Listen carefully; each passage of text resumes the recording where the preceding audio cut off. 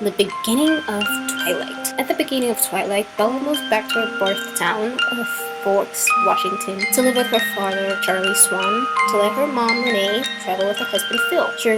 She enrolls at Forks High School in the middle of her junior year, and she does not notice the physical attraction she holds for the male students at the school, and makes a few new friends, including Jessica Stanley, Angela Weber, and Mike Newton, the latter of whom she later discovers is very interested in her. The one group of people at Forks High truly intrigues Bella are the Collins, a mysterious family consisting of 5 adoptive children.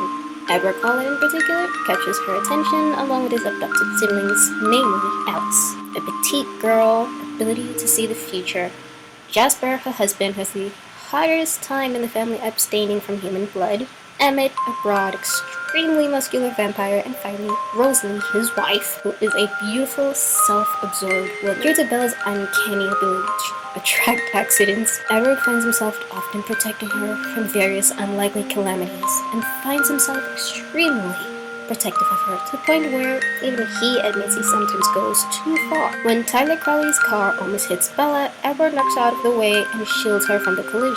Bella realizes that it would have been physically impossible for an ordinary human being to cross the distance to her in time, as Edward was 4 cars away from her in a split second before the truck would have crushed her, or hold back, much less push away, a pickup truck with his bare hands. She confronts him in the hospital, but he dismisses her accusations in an unsuccessful attempt to throw her off the scent, instead leaving her more suspicious more than ever. Anybody ready to say Gaslight 101? During a trip down to La Push with her classmates, Bella encounters a family friend, Jacob Black, who informs her that the Collins are supposedly vampires, according to his tribe's legend. However, they are different from other vampires in that they are vegetarians, meaning they drink the blood of animals rather than humans.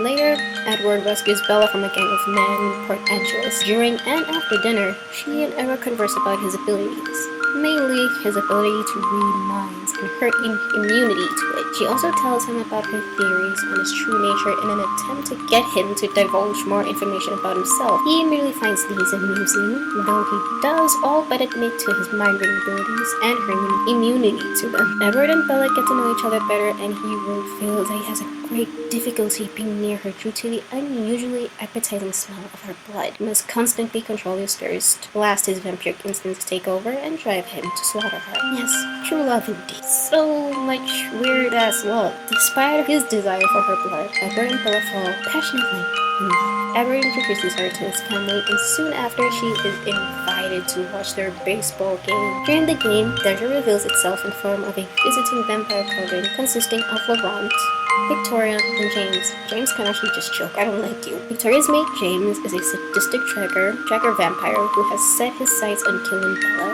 for sports. He was fascinated by Edward's protectiveness of a human. He tricks her into coming to her old ballet studio with the sound of her mother's voice, where he bites her wrist and almost transforms her into a vampire. But the Cullen family rushed to Bella's aid, and Edward manages to drain the venom from the system before it was too late. They destroy James, though. The other vampires of his coven, Victoria and Laurent, run and survive. Bella spends time in a hospital with Edward constantly by her side, where he admits that his sister Alice saw a vision of Bella becoming a vampire. However, he is determined to keep her human despite her own will to become a vampire. The reasons behind his intentions will soon be revealed later on in this night. 2 months after James's demise, Edward takes Bella to their high school prom. Despite her broken leg and angry protest, there are high levels of tension as he turns to action caused by Edward and Bella's differences of opinion about her becoming a vampire. In the end, they put their arguments aside to enjoy the evening.